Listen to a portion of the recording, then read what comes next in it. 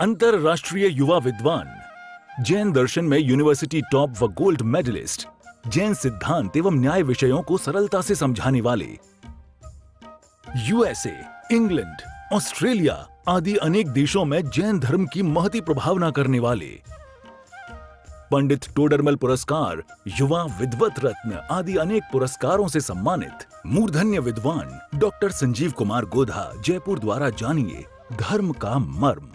इस कार्यक्रम के प्रायोजक हैं श्रीमान हितेन भाई राजू भाई कामदार, श्रीमती सोनिया जी कामदार, श्री शिव कामदार, सिंगापुर। क्षत्र चूड़ामणि नामक ये ग्रंथ 65 श्लोकों की चर्चा कल तक हम यहाँ कर चुके हैं।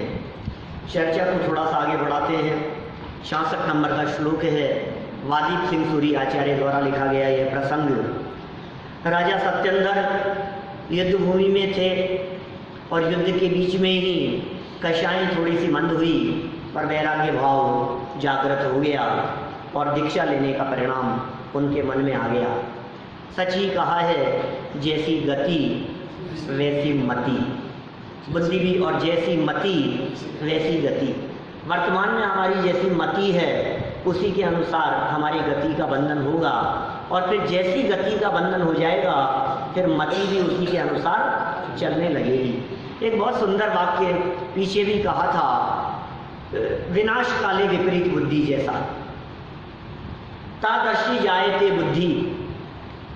बुद्धि भी वैसी हो जाती है जैसी भवितव्यता होने वाली होती है।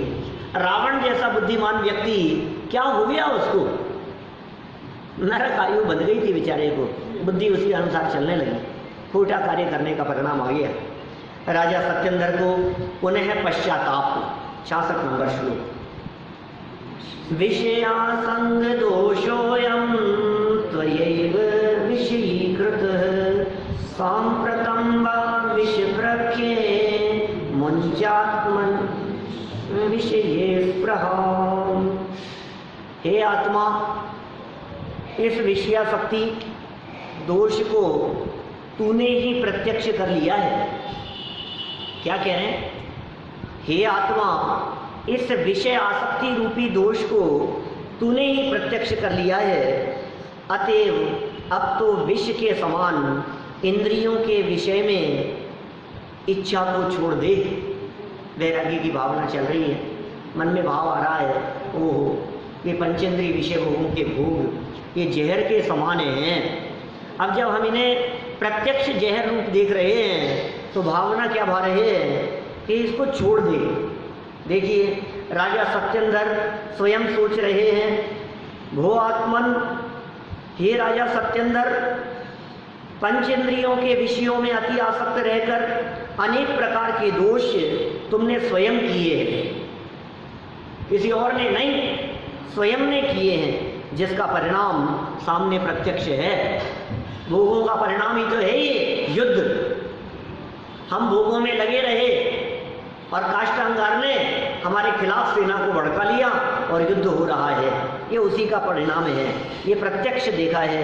अतएव विष के समान पंचेंद्रियों के विषयों को अब तो छोड़ो, अब तो छोड़ देना चाहिए।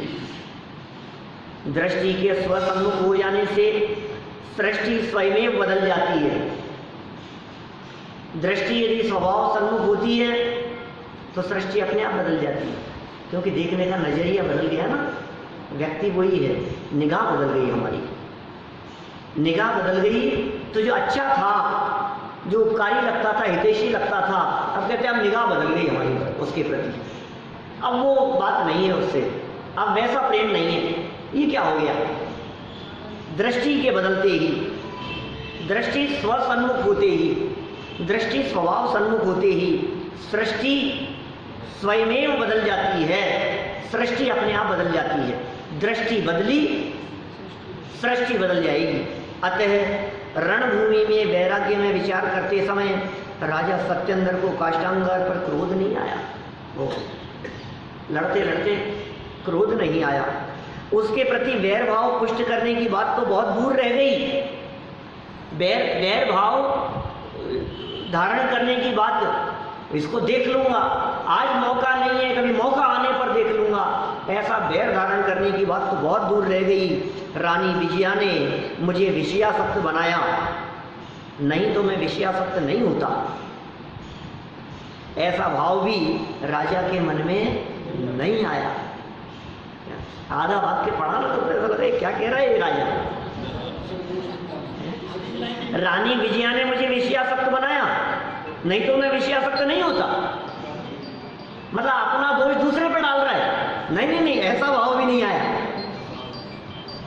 ऐसा भाव नहीं आया। इसका मतलब दूसरे की वजह से कुछ नहीं होता, गलती दूसरे की नहीं है। वास्तव में दूसरे का दोष देखने वाली दृष्टि दोषी है, गलती दूसरे की नहीं है। स्वयं का ही अपराध है, स्वयं की ही गलती है, स्वयं का ही दोष है, गलती अपनी ही है। वे स्वयं अपनी ही भूल पर विचार कर रहे हैं, स्वयं विचार कर रहे हैं, अपनी ही भूल पर विचार कर रहे हैं। जिसके मन में आत्म कल्याण की सच्ची भावना जागृत होती है, उसके विचार नियम से अपने दोष देखने के होते हैं। बोलो, आत्म कल्याण करने की भावना वाले व्यक्ति अपने दोष देखता है। हमें दूसरे की गलतियां दिखती है, हमें दूसरे के दोष दिखाई देते हैं, हमें कमियां दिखाई देती है। वो ऐसा है, ये ऐसा है, उसने ऐसा कर दिया, इसने ऐसा कर दिया, उसको ऐसा नहीं करना चाहिए था, वो तो नालायक है, उसको तो वो तो बहुत, और हम कैसे हैं। अपने आप को देखने वाली दृष्टि ही अच्छी दृष्टि है। जिस जीव का आत्म कल्याण जागृत होता है, जिसका समय आ गया है आत्म कल्याण करने का, सच्ची भावना जिसके मन में होती है, उसके विचार नियम से अपने दोष देखने के होते हैं। आत्मार्थी जीव देश, काल, वातावरण, पड़ोसी अथवा कर्म पर अपने अपराध का दोष थोपता ही नहीं है। हम तो सब पर थोपते हैं। क्या करें यार, कौन से देश में कहाँ बस रहे, कहाँ रह रहे, देश पर क्या करें साहब, पंचम काल चल, ये काल ही इतना खोटा आ गया है, इतने खराब काल में हम आ गए हैं। तो या तो देश पर दोषारोपण करता है, या काल पर दोषारोपण करता है, या फिर कहता है चारों तरफ माहौल ही खराब है आजकल। क्या हम क्या करें बताओ। कुएं में भांग पड़ी, अरे पड़ी होगी तो तुम मत पियो, और क्या करोगे। वातावरण को दोष देता है, वातावरण में सारी बातें आ जाएगी, न्यूज़पेपर, टीवी चैनल हैं, और ये सब वातावरण ही है। और क्या है, आप कहोगे साहब टीवी ने बिगाड़ रखा है, आप कहोगे इसकी वजह से ऐसा हो। आजकल तो साहब मोबाइल की वजह से, ये फेसबुक की वजह से, ये व्हाट्सअप की वजह से है, इन चीज़ों की, सोशल मीडिया ये इतना हो गया, इंस्टाग्राम और पता नहीं कितनी कितनी चीज़ों में उलझे रहते हैं। इनकी वजह से न घर के काम की परवाहें, न पढ़ाई लिखाई, न बिजनेस, सब धरा रह गया और पता नहीं कहाँ उलझ करके रह गए ये लोग। सब इन्होंने बिगाड़ रखा है। दोष किसको दे रहे हो आप? वातावरण को दोष दे रहे हो, दूसरों को दोष दे रहे हो, या फिर पड़ोसी को। क्या हमारे तो आस पड़ोस का माहौल कितना खराब है, हम क्या बताएं आपको। हमारे आस पड़ोस का माहौल, या फिर इन सबको दोष नहीं देवे तो कहे मेरे तो कर्म ही ऐसे ही हैं, मैं क्या करूं, मैं कितना भी अच्छा काम करने की कोशिश करूं, लेकिन मेरे तो कर्म, पता नहीं कौन से जन्मों के कर्मों का फल मुझे भुगतना पड़ रहा है, पता नहीं कब के कर्मों का फल मैं भोग रहा हूं, तो क्या करूं, मेरे तो ये कर्म पता नहीं कब पीछे छोड़ेंगे मेरा। लेकिन भाई अपने अपराध का दोष दूसरों पर और इन सब के ऊपर ज्ञानी जीव थोपता नहीं है। आप देख लेना, ये लक्षण बतलाए हैं आत्मार्थी के। कौन आत्मार्थी है? आत्मार्थी कौन? देश पर अपना दोष नहीं थोपता, काल पर अपना दोष नहीं थोपता, वातावरण, पड़ोसी और कर्म पर भी अपना अपराध और दोष थोपता नहीं है, वो आत्मार्थी है। आप देखना अपनी लाइफ में, आपको ऐसा तो नहीं लगता है, ऐसे ऐसे तक लोग दिखेंगे आपको, यहाँ कुछ हो गया और यार तुम्हारी वजह से बीच में बोल दिया तुमने, मेरे हाथ से छूट गया। अब देखो कोई लेना देना नहीं है, दूसरे के ऊपर जबरदस्ती दोषारोपण कर रहे हो आप, ये ठीक नहीं है वृत्ति। आत्मार्थी की ऐसी वृत्ति नहीं होती। अतएव राजा सत्येंद्र के अंतःकरण में वीतरागता की अभिवृद्धि होना प्रारंभ हो गई।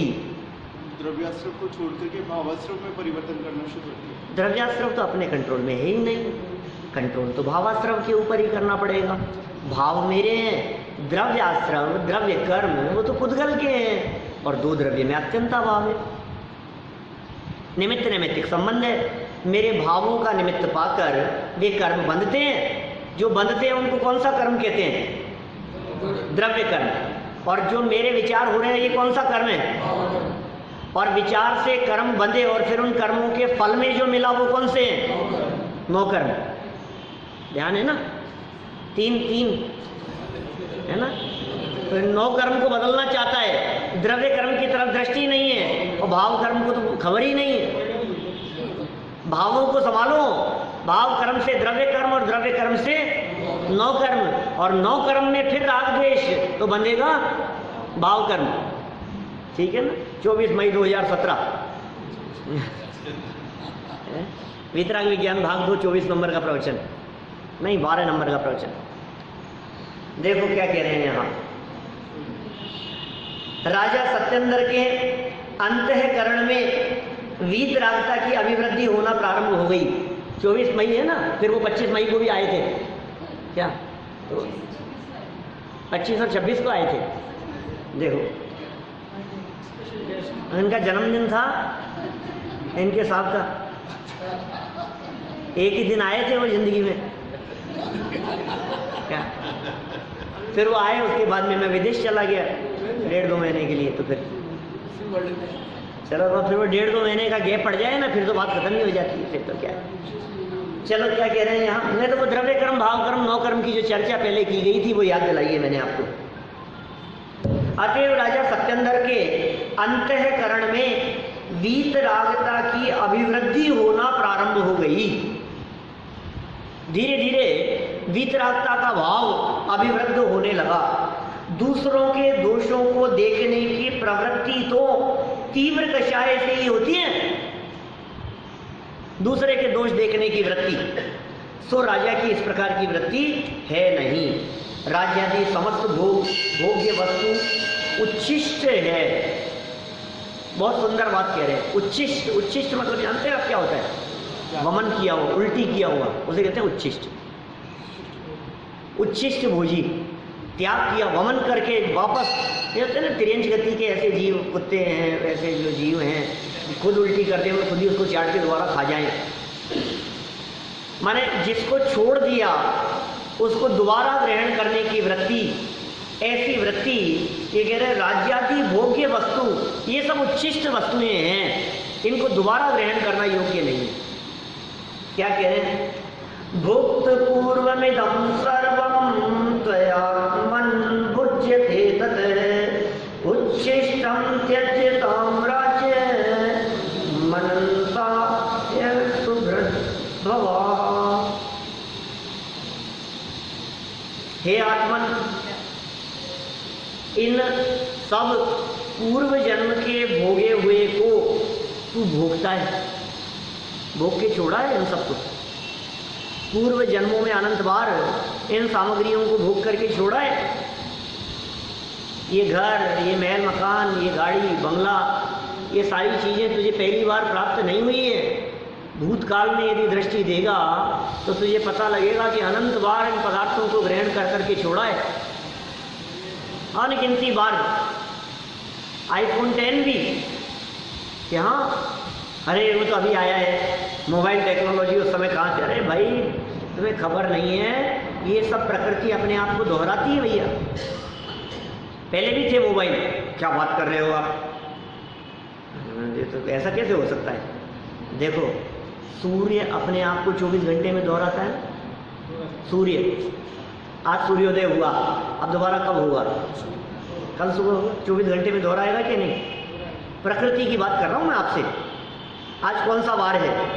बुधवार, मंगलवार। तो मंगलवार अपने आप को दोबारा कब दोहराएगा? 7 दिन बाद में दोबारा दोहराएगा। दोबारा मंगलवार आएगा कि नहीं? आज कितनी तारीख है? 4 सितंबर। तो 4 सितंबर दोबारा आएगी कि नहीं? 4 तारीख दोबारा तो अगले महीने आ जाएगी और 4 सितंबर अगले साल दोबारा आ जाएगी। दोहरा रही है ना। अब 4 सितंबर 18 क्या कि 4 सितंबर 18 भी आ जाएगा, भले 2118 हो, 4 सितंबर 18 ही लिखेंगे ना लोग उसको। क्या कि नहीं साहब 4 सितंबर 2018 तो दोबारा नहीं आएगा। ये सुनो कि 2018 भी दोबारा आएगा। क्या नहीं, हम नहीं होंगे वो एक अलग मैटर है, हम हो या नहीं हो चलो कोई बात नहीं।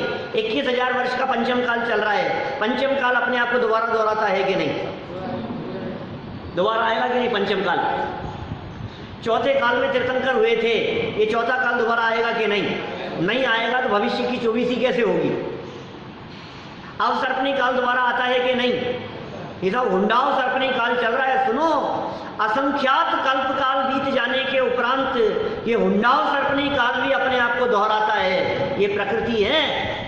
अभी कर्म भूमि चल रही है, पहले कल्प वृक्ष हुआ करते थे, हमने ऐसा सुना था, वो दोबारा आएंगे कि नहीं आएंगे? ये प्रकृति अपने आप को वापस रिपीट करती है। समय लग जाए लेकिन ये रिपीट दोबारा होते हैं। ये सारी चीजें ये सब रिपीट होती है। तो आपको क्या लगता है कल्प वृक्ष तो दोबारा रिपीट होंगे, ये मोबाइल दोबारा रिपीट नहीं हुआ है? ज्ञान में नहीं है, आपके ज्ञान में नहीं है। कल्प वृक्ष की चर्चाएं तो हम शास्त्रों के आधार पर मान रहे हैं, श्रद्धा से स्वीकार कर रहे हैं, तीर्थंकरों की बातों को श्रद्धा से स्वीकार कर रहे हैं। वापस पहले तीर्थंकर होंगे, कैसे होंगे? होंगे ना, वो नहीं होंगे, वो तो चले गए। जो मोक्ष से चले गए वे लौट करके नहीं आएंगे। लेकिन ये संसार इसी तरह से चलता रहता है। यहाँ यही कह रहे हैं, अनंत बार इन भोग सामग्रियों को, पंचेंद्रिय विषय भोगों को ग्रहण कर करके तूने छोड़ा है, अनंत बार प्राप्त करके छोड़ा है। ऐसा का ऐसा। और इससे अच्छा एक बार पंच परावर्तनों की चर्चा पढ़ो, सुनो तो पता लगेगा आपको क्या है पंच परावर्तनों की चर्चा। कार्तिकेय अनुप्रेक्षा के आधार से यहाँ चलाई थी तो महीने भर चली थी चर्चा। एक एक परावर्तन की चर्चा 5-5, 7-7 दिन की थी। अभी नागपुर में चलाया था 5 दिन में 5, और 5 परावर्तनों की चर्चा एक ही दिन में की कनाडा में। वो यूट्यूब पर अवेलेबल है, एक प्रवचन 1.25 घंटे 1.5 घंटे का प्रवचन। 5 परावर्तन की चर्चा। पुद्गल परावर्तन क्या कह रहा है? ये प्रकृति में जितने पुद्गल संयोग है ना, सब मिले तुझे अनंत बार, ये दिखा रहे हैं यहाँ। इसीलिए तो उच्छिष्टभुजी कह दिया गया है। वापस पढ़ो क्या कह रहे हैं। राजा विचार कर रहे हैं, राजा सत्येंद्र का विचार चल रहा है। हे आत्मन, इन सब पूर्व जन्म में भोगे हुए को जिसको छोड़ दिया था, जो छूट गया था, तू भोगता है, इसलिए उच्छिष्ट राज्य को त्याग दे। निश्चय से जीवों के भाव अनंत होते हैं। भूतकाल के भाव अनंत हैं भाई, और अनंत भावों में रिपीटेशन होगा ही होगा। एक दिन पीछे हमने ये बात की थी, भूल कर अपना घर जाने कितनों के घर, तुझको जाना पड़ा। फिर क्या है सब आगे? इस जहां में कई घर, रिश्तेदारी सभी से निभाई गई। फिर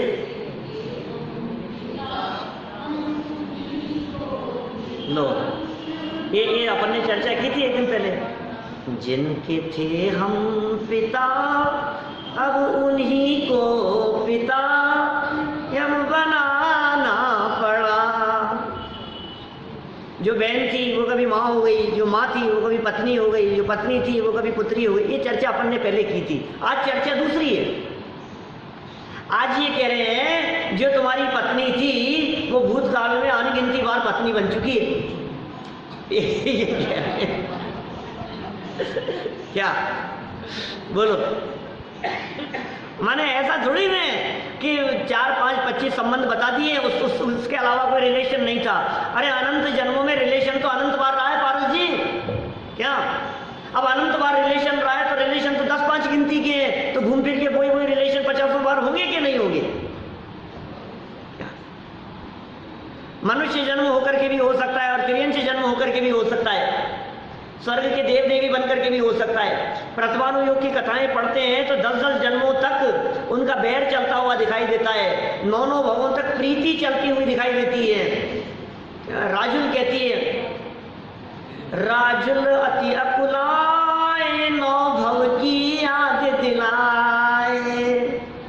वो राजुल नेमिनाथ स्वामी को 9 भवों की याद दिला रही है, 9 भवों से प्रेम प्रीति चल रही थी। वो कमठ 10-10 भवों से झगड़ा चल रहा था। तो ये कोई पुराण वाले लोगों का ही होता है क्या? होते तो सभी की लाइफ में है क्या भैया? जो पत्नी पुत्र परिवार मिला है, ये पत्नी पुत्र परिवार ये अभी का संबंध नहीं है, संबंध तो न मालूम कब से चले आ रहे हैं क्या? तभी तो उनके सुख दुख, देखो पूर्व जन्मों में जिस तरह के कर्म साथ साथ में किए थे, उन कर्मों के फल में साथ साथ में एक जैसे संयोग मिल रहे हैं कि नहीं? बोलो। जिस हवेली में आप रह रहे हो, आपको जिस हवेली में रहने योग्य पुण्य का उदय या पाप का उदय, जैसा आप उचित समझो, ये व्यक्तिगत चीज है मैं किसी के बारे में नहीं कहूँगा, लेकिन जैसा आपको भोगने को मिल रहा है वैसा आपकी पत्नी और आपके बच्चों को भी वैसा ही मिल रहा है ना। उदय एक जैसा है कि नहीं? बोलो। मकान के मामले में, गाड़ी के मामले में उदय एक जैसा है कि नहीं? घर में काम करने वाले नौकर चाकर के मामले में एक जैसा है या नहीं उदय? संपत्ति के मामले में लगभग मोटा मोटे की बात कर रहे हैं, वैसे तो प्रत्येक का उदय अपना अपना है, लेकिन ये जो समानता रूप जो उदय दिखाई दे रहा है, ये इस बात को दिखा रहा है कि कभी समान परिणाम समान साथ में किए थे, इसलिए समान साथ में मिलकर के उसको समान भोग रहे हैं क्या? ऋषभदेव स्वामी वो श्रीमती का जीव है और राजा श्रेयांश का जीव, वो उसकी पत्नी थी, वो 4 पशु थे। कब से चली आ रही है उनके संबंध की चर्चाएं? वो चर्चा सुना रहे हैं यहाँ पर। ये कह रहे हैं आपको भाई साहब, कई जन्मों में कई बार आपको ये सामग्री प्राप्त हुई है, यही सामग्री प्राप्त हुई है, फिर छूट गई, फिर तूने ग्रहण कर लिया, फिर छूट गई, फिर तूने ग्रहण कर लिया। अरे भूतकाल में पिछले अनेक जन्मों में जैसे अनेक बार तूने प्राप्त कर करके छोड़ दिया है, अब उसे दोबारा भोगने की तरफ क्यों आसक्त होता है? इस आसक्ति के परिणाम को छोड़। वैराग्य का भाव जागृत हुआ राजा सत्येंद्र के मन में। ये बात यहाँ कह रहे। देखो वापस लाइन क्या कह रहे, निश्चय से जीवों के भव अनंत होते हैं, भवी अनंत हैं जीवों के। सरल अर्थ देखो, राजा सत्येंद्र का पश्चाताप चल ही रहा है, अंदर में पश्चाताप का भाव चल रहा है, युद्ध क्षेत्र में खड़ा है, अभी काष्ठांगार के साथ में युद्ध चल रहा है, और युद्ध चलते चलते विचार बदल गया, मन बदल गया अंदर में। हो आत्मन, हे राजन, राज्य वैभव, आप राजा बने कि नहीं कभी पारस जी? क्या बात है? कितनी बार बने हैं, राजा भी बने हैं, राज्य भी किया है, मुनि भी बने हैं, अनंत बार मुनि बने हैं दीपेश जी, अनंत बार मुनि बने, अपन मुनि बने। ठीक है, मैं नहीं कह रहा हूं, आचार्य कुंद स्वामी ने अष्टपाहुड़ नामक ग्रंथ में मूल गाथाओं में ऐसी चर्चा की है। आज तक पिछले जन्मों में इतनी बार तू मुनि बना, इतनी बार मुनि बना कि यदि तेरे पीछे कमंडलों को इकट्ठा किया जाए तो सुमेरु पर्वत जितना बड़ा ढेर लग जाए, इतनी बार मुनि बनाए। ये वचन है कुंदाचार्य देव की, इतनी बार मुनि बनाए। जन्म लेकर के और दीक्षा लेकर के इतनी माताओं को रुलाया कि यदि उन माताओं के आंसुओं को इकट्ठा किया जाए तो समुद्र भर जाए,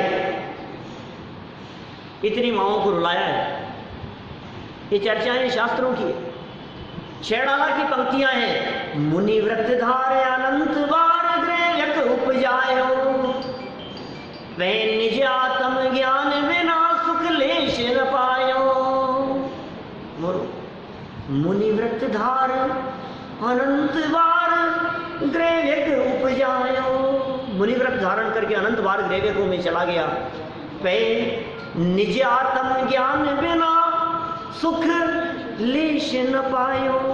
200 साल पहले दौलत राम जी शेड़ावा में लिख रहे, आत्मज्ञान के बिना लेश मात्र भी सुख प्राप्त नहीं किया तूने, अनंत अनंत अनंत अनंत बार ये सारी अवस्थाओं की प्राप्ति हुई है। क्या क्या ऐसा है जो तुझे आज तक अनंत बार प्राप्त नहीं हुआ है? एक बार गहराई से विचार तो कर। यदि आज तक अनादिकाल से कुछ नहीं किया तो आत्म दर्शन नहीं किया, नहीं किया तो सम्यक दर्शन नहीं किया, नहीं हुआ तो आत्मा अनुभव नहीं हुआ, बाकी सब कुछ हुआ। मिथ्या दृष्टि के योग्य ऐसा कुछ नहीं है जो अनंत बार ग्रहण करके छोड़ा नहीं गया हो, सब अनंत बार ग्रहण करके छोड़ा है। क्या कह रहे हैं? वो आत्मन, हे राजन, राज्य वैभव, पंचेंद्रिय के मधुर विषय, स्त्री आदि सब इसके पहले अनंत भवों में भोगी हुई है, अनंत जन्मों में। उन्हीं सर्व वस्तुओं को तू भोग रहा है, उन्हीं वस्तुओं को भोग रहा है। अतएव उच्छिष्ट स्वरूप माने त्यागी हुई वस्तुओं को राज्यादि का त्याग कर देना ही श्रेष्ठ है। जिनको छोड़ दिया था उन्हें दोबारा ग्रहण करना योग्य नहीं है। वास्तव में प्रत्येक जीव के अनंत भाव व्यर्थ ही भोग लालसा में व्यतीत हो जाते। अनंत अनंत जन्म छोड़ा तो ऐसे था कि मर गया था तो छूट गया था ना। पिछले जन्मों में जो सामग्री प्राप्त हुई थी, जीवन पूरा हो गया, अब छूट गई, अब फिर दोबारा घर बार महल मकान मिला है। इसलिए छूट तो अपने आप ही जाएगी। क्या उसमें दम नहीं है? छोड़ने का जो भाव है ना, उसमें दम है कि साहब घर छोड़ रहे हो कि नहीं, या तो तुम छोड़ के चले जाओ वरना प्रकृति तुम्हें अपने आप छुड़ा देगी। क्या? या तो सीधे सीधे घर से निकल जाओ, नहीं तो आड़ा करके निकाले जाओगे। क्या बोलो, क्या करना है? सीधे सीधे ही निकल जाना अच्छा है। कहते हैं, लोगों को धमकी भी देते, देख सीधे सीधे खड़े खड़े त्याग करके दीक्षा लेके, नहीं तो फिर क्या होगा? फिर आड़े करके, और फिर आड़े करके भी स्थिति बड़ी विचित्र है। क्या आड़े करके भी अकेले नहीं, जीवन पूरा हो गया तो अकेले पहुंचाए, जाकर के पटक आए शमशान में, जंगल में। नहीं नहीं, लोगों को इकट्ठा करेंगे, डरने लगेंगे तुझसे। जो तेरे कंट्रोल में आते थे, जीते जी, या जिनसे तू डरता था, या तेरे से जो डरते थे, आज देख क्या स्थिति हो गई है।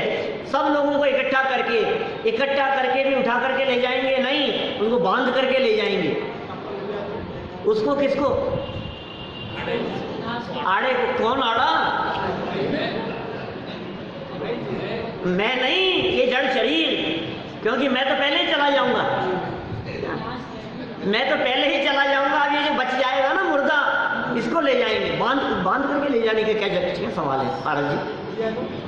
बांध के क्यों ले जाते? उठ जाए तो क्या? अकेले क्यों नहीं ले जाते कि डर लगता है दोबारा नहीं आ जाए? और बांध करके ले जाए, और इतने लोग मिलकर के ले गए, एक अकेले को मुर्दा शरीर को वहां ले जाकर के पटक क्यों नहीं आते कि क्या पता दोबारा आ जाए तो? उसको भी जला दो, और जला करके हड्डियां और राख भी, लोग तो गंगा में बहा जाते हैं, विसर्जन करे आते हैं उसका, माने उसकी राख भी उड़ करके घर तक नहीं आ जाए। इस हद तक उपेक्षा भाव हो जाता है। क्या कह रहे हैं यहाँ पर? ये भोग लालसा में कितने भाव व्यतीत हो गए भाई, अनंत भाव भोग लालसा में व्यतीत हो जाते हैं। देखो विशेषार्थ में क्या कहते हैं? राजा सत्येंद्र का वैराग्य भाव पुष्ट हो रहा है, चिंतन चल ही रहा है। भूतकाल के अनंत भावों को गौण करते हुए वर्तमान कालीन इस एक ही भाव संबंधी कृत्यों पर विचार करें तो भी किसी भी इंद्रिय के विषयों से जीव को तृप्ति नहीं होती। कितने लड्डू खा लेंगे, फिर लड्डू खाना बाकी नहीं रहे। कितने खीर के प्याले पी लेंगे, अब खीर तो मैं इतनी खा ली मैंने, अब लाइफ टाइम खीर नहीं खाऊंगा, अब लड्डू का नंबर चालू हुआ है, अब इतने लड्डू खा लेता हूँ कि लाइफ में फिर लड्डू से भी विरक्ति हो जाए, फिर लड्डू भी नहीं खाएंगे। ऐसा होता है कभी? कितने प्याले चाय के पिए होंगे, कितने गिलास पानी पिए होंगे, कितने घड़े खत्म किए होंगे। ये कह रहे हैं तृप्ति नहीं हुई। कितने भोगों को भोगा लेकिन तृप्ति नहीं हुई। जीव की तृष्णा और बलवती ही होती रहती है।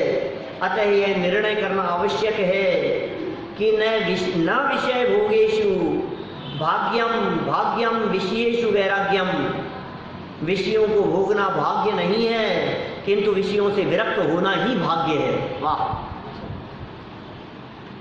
सारा जगत विषयों को भोगने को भाग्य कहता है। अरे कितने भाग्यशाली हैं, देखो कितना वैभव है। कि नहीं नहीं, भोगना भाग्य नहीं है, उससे भाग जाना भाग्य है, उससे विरक्ति को भाग्य कहा गया है। कार्तिकेय अनुप्रेक्षा की गाथा क्रमांक 64-65 की टीका में एक ही भाव में एक ही जीव के 18 नाते संबंध होने की कथा आई है, उसे अवश्य पढ़ना चाहिए। कुछ दिन पहले ही मैंने उसका उल्लेख आपके बीच में किया था। ये सच में यदि इन सब बातों के बारे में विचार किया जाए तो वैराग्य उत्पन्न हुए बिना न रहे। लेकिन क्या करें, हमारे हृदय, हमारे परिणाम, हमारा चित्त इतना कठोर हो गया है कि जगत की इन सब परिस्थितियों को देखते हुए भी वैराग्य भाव जागृत नहीं होता। अपने स्वभाव के अवलंबन से हम सबके अंतरंग में वैराग्य भाव जागृत हो, इसी भावना से बात हो रही। इस कार्यक्रम के प्रायोजक हैं श्रीमान हितेन भाई राजू भाई कामदार, श्रीमती सोनिया जी कामदार, श्री शिव कामदार, सिंगापुर।